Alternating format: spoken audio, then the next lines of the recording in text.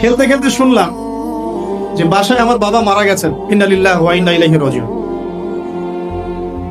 আমার বাবা আর মা এখানেই থাকতেন, ঠিক এই বাজারের সামনের বাসায়। আজকে থেকে 20 বছর আগে আমি এই মাঠে খেলাধুলা করতাম। কথা বুঝতে পারছেন? বিশ্বাস করলেন না? আজকে থেকে 20 বছর আগে আমি এই মাঠে খেলাধুলা করেছি। এমনকি একদিন আমার বাবা আমাকে বলেছিলেন, এবং আমি খেলাধুলা খুব পছন্দ করতাম, এবং আপনারা জানেন যে আমি খেলাধুলার সাথে ছিলাম, অনেক দূর পর্যন্ত খেলেছি আলহামদুলিল্লাহ। তো আমার বাবা আমাকে বলছিলেন যে খেলাধুলা করতে যেতে ইচ্ছা করছে। আমি বললাম যে হ্যাঁ। তো আমার মনে আছে ঠিক ওই যে ছেলেগুলো যেখানে দাঁড়িয়ে আছে ওই জায়গাটাতে আমি খেলছিলাম। আমার ব্যাচমেট যারা আছেন এখানে উপস্থিত হয়তো তারা জানবেন বিষয়টা। ক্রিকেট, অবশ্যই ক্রিকেট। আর ক্রিকেট খেললে আমি ব্যাটিং করতাম, বোলিং করতাম না। ব্যাটিং করেই পালাতাম, ফিল্ডিং করতাম না, এত খাটনির মধ্যে নাই। তো খেলতে খেলতে শুনলাম যে বাসায় আমার বাবা মারা গেছেন, ইন্না লিল্লাহি ওয়া ইন্না ইলাইহি রাজিউন। আমার বাবা আর মা এখানেই থাকতেন, ঠিক এই বাজারের সামনের বাসায়। এখানে আমার শৈশবটা কেটেছে। আমি আপনাদের এখানে পুলিশ একাডেমি শিশু শিক্ষালয় একটা স্কুল ছিল, এখন আছে কিনা আমি ঠিক জানি না। সেই স্কুলে আমি ক্লাস 1 ক্লাস 2 পর্যন্ত পড়েছিলাম, এবং স্কুলে সবার সামনে আমাকে পুরস্কার দেওয়া হয়েছিল, এগুলো মনে আছে। এরপরে আমি সরকারি পাইলট স্কুল উচ্চ বিদ্যালয়ে পড়েছি 1 বছর। এটা অনেকেই জানেন। আমার শৈশবটার অনেকটা স্মৃতি এখানে জড়িত আছে। আর আজকে তাকদীরের কি লিখন যে সেই মাঠে বসে আমি আপনাদের সামনে দ্বীনের ওয়াজ করছি। সুবহানাল্লাহ। আল্লাহ পাক কিভাবে মানুষের তাকদীর লিখে রাখেন। হয়তো সেদিন আল্লাহ পাক আসমানের উপর থেকে দেখছিলেন এই ছেলেটা যেখানে খেলছে আর 20টা বছর পর সে এখানে ওয়াজ করবে, তাই না? আল্লাহ পাক সব জানতেন না? দেখুন, আমরা এখানে যারা উপস্থিত আছি, আমরা দোয়া করি আল্লাহ পাক সবাইকে জান্নাত দান করুন।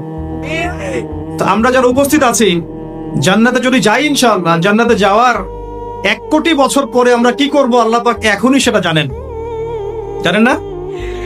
আবার আল্লাহ না করুক কেউ যদি জাহান্নামে যায়, জাহান্নামে যাওয়ার 1 কোটি বছর পর সে কি শাস্তি ভোগ করবে আল্লাহ পাক এখনই সেটা জানেন। আল্লাহ রাব্বুল আলামিন এই সময়ের ঊর্ধ্বে, এটাই বলি আমরা আল্লাহু আকবার।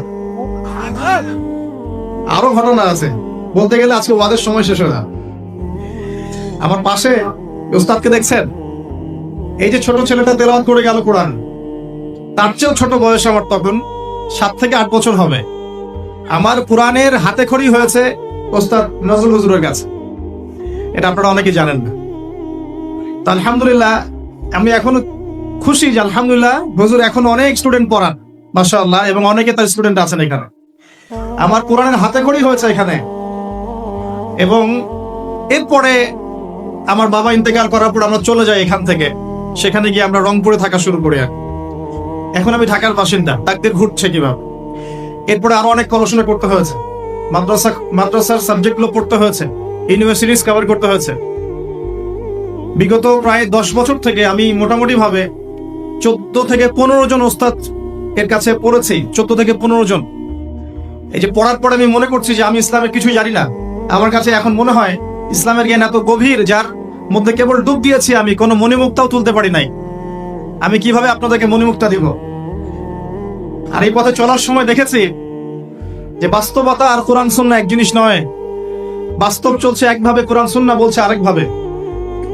বাস্তবতায় সুদ খাওয়া মানুষের কাছে ফরজ হয়ে গেছে, আর কোরআন সুন্নাহ বলছে সুদ খেলে আল্লাহ এবং তার রাসূলের সাথে যুদ্ধ করা হয়। বাস্তবতায় আমরা দেখছি যে প্রত্যেকটা ছেলে মেয়ে, অলমোস্ট এভরিবডি ফ্রি মিক্সিং জিনার সাথে জড়িত। আর কোরআন বলছে আমাদেরকে ওয়ালা তাকরাবুজ জিনা, জিনার কাছেও যেও। তো কোরআন সুন্নাহর সাথে বাস্তবতার বিশাল ফারাক।